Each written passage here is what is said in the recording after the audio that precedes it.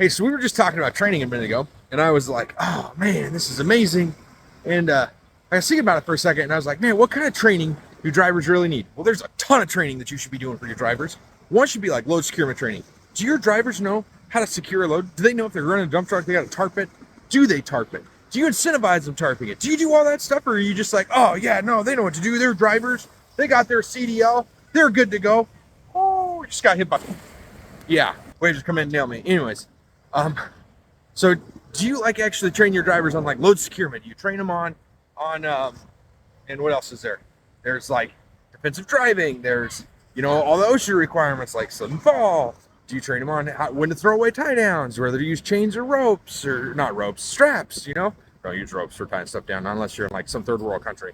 Anyways, like, do you train them on all that stuff? If you don't, you probably should think about it. If you don't have a training program, you should probably hit us up, Eclipse DOT, and we'll work with you guys to help get set up for the right training program. Okay? I was actually at this company the other day, and they were like, "Oh man, we're so good. We have our own in-house ELDT trainers. We're killing it." Blah blah blah blah. And I was like, "That's amazing. You guys are doing so great. How long's your ELDT program like?" And they go, "Oh, it takes us 9 weeks." I was like, 9 weeks? You guys are driving pickups. You shouldn't be taking 9 weeks to do that. And they're like, well, that's the program that this big company that everybody knows that sucks really bad. This is what they told us we need to do.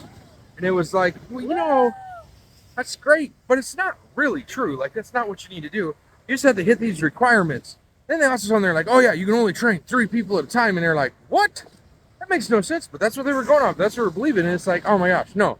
You just gotta have a really good instructor to student ratio. My point here is like, don't always believe everything you hear from the big guys. Go to like the experts and get information from them. The people who are actually doing it, the people who are there, that actually care about your company, not just like a cookie cutter solution for training.